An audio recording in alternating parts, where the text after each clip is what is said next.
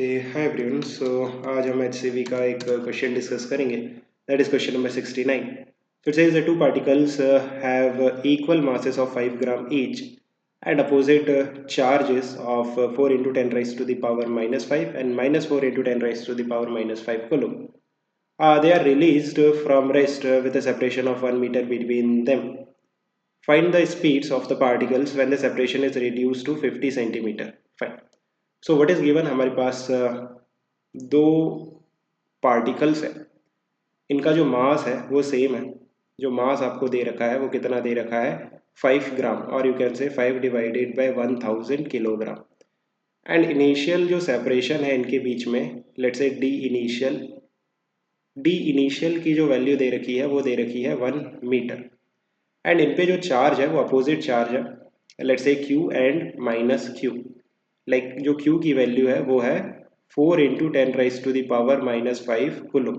सो एक पे हो जाएगा Q और दूसरे पे हो जाएगा माइनस Q. दोनों को रेस्ट से रिलीज करते हैं. सो रेस्ट से रिलीज करने पे क्या होगा, दोनों एक दूसरे को अट्रैक्ट करेंगे. इलेक्ट्रोस्टैटिक फोर्स ऑफ अट्रैक्शन लगेगा बिकॉज जो दो चार्जेस है वो अपोजिट पोलैरिटी के हैं. सो इसके कारण क्या होगा, ये जो दो पार्टिकल्स है एक दूसरे की तरफ मूव करेंगे. नाउ इनके बीच में जो सेपरेशन है वो डिक्रीज होने लगेगा बिकॉज ये दोनों एक दूसरे की तरफ मूव कर रहे हैं. सो किसी इंस्टेंट पे जब इनके बीच का जो सेपरेशन है, लेट्स से DF, फाइनल जो सेपरेशन है DF, वो आपको दे रखा है 50 सेंटीमीटर और यू कैन से 0.5 मीटर. उस इंस्टेंट पे हमें बताना है कि ये जो दो पार्टिकल्स हैं इनकी कितनी स्पीड होगी, let's say V1 and V2. So first of all जो स्पीड होगी दोनों पार्टिकल्स की एक दूसरे की तरफ वो सेम होगी, है ना. V1 is equal to V2 is equal to sum V. अब ऐसा मैं क्यों कह रहा हूँ, सिमेट्री से भी आप कह सकते हो कि जितनी स्पीड ये पहले वाले पार्टिकल की फॉरवर्ड होगी उतनी ही स्पीड ये जो सेकंड वाला पार्टिकल है इसकी बैकवर्ड होगी. और जो हमने पहले डिस्कस किया था मोमेंटम कंजर्वेशन, उस तरह से भी कर सकते हैं. आप क्या करो, ये जो दो पार्टिकल है इसको आप अपना इस सिस्टम ले लो. सो इस सिस्टम पे क्या कोई एक्सटर्नल फोर्स लग रहा है, नहीं. जो इलेक्ट्रोस्टैटिक फोर्स है वो इंटरनल फोर्स है. So we can say net external force on the system is 0. It means momentum of the system will be conserved. It means P initial is equal to P final. Now initial momentum कितना था 0, because ये जो दो particles हैं initially rest में थे, right? So that's why initial momentum of the system is 0. It means final momentum भी कितना होगा, final momentum भी 0 होगा.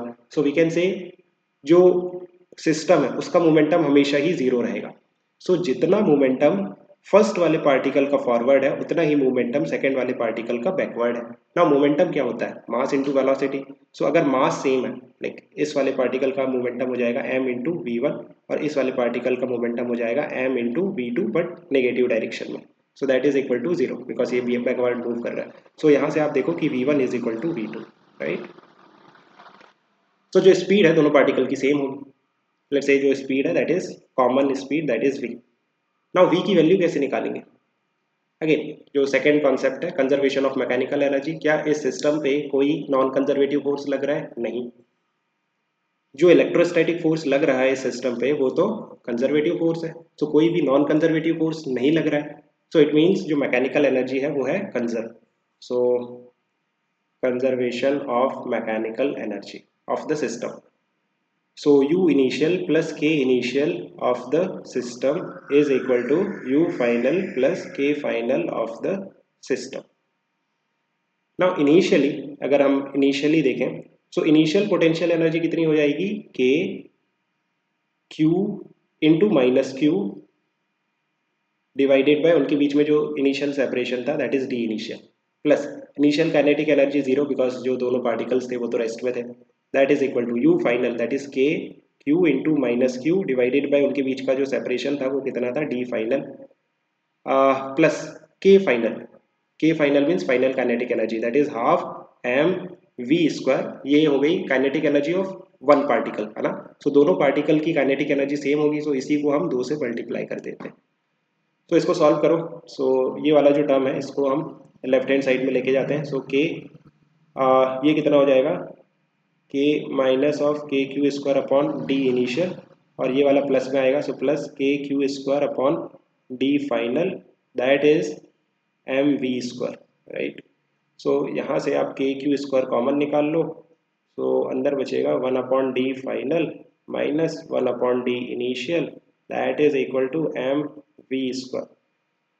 सो इसको सॉल्व करते, के की वैल्यू हो गई 9 इंटू 10⁻⁹ जो चार्ज था वो कितना था 4 इंटू 10⁻⁻5। सो स्क्वायर करोगे तो 16 into 10⁻⁻10 1/d final, that is D final कितना था 0.5 मीटर, राइट। सो ये हो जाएगा 0.5 माइनस इनिशियल जो सेपरेशन था वो था 1 metre, that is equal to mass कितना था 5 gram. So 5 into 10⁻⁻3 kilogram into V square.